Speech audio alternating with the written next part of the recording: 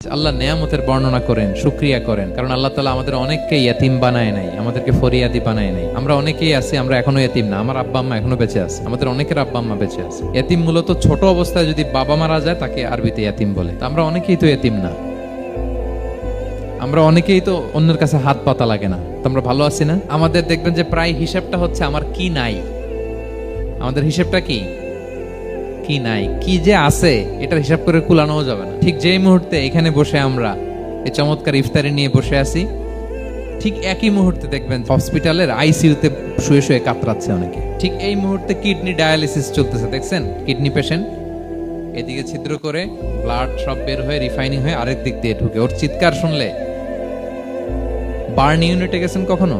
আগুনে পোড়া রোগী, আপনার তো অনেক কিছু নাই, আমার এটা নাই ওইটা নেই, আল্লাহ এটা দিল না, এটা নিয়ে আসেন। আপনি বার্ন ইউনিটে একদিন যায়েন, তাহলে বুঝবেন যে আল্লাহ আপনার কত শান্তিতে রেখেছে। না খেয়ে কয় রাত কাটিয়েছি আমরা, বলেন তো? কত লোক বাড়ি ভাড়া পরিশোধ করতে পারে না, ঋণের বোঝায় জর্জরিত, দুরারোগ্য ব্যাধিতে আক্রান্ত, ক্যান্সারের লাস্ট স্টেজে। তাদের সাথে একটু দেখা করেন, ফোর্থ স্টেজে চলে আসছে ক্যান্সার পেশেন্ট।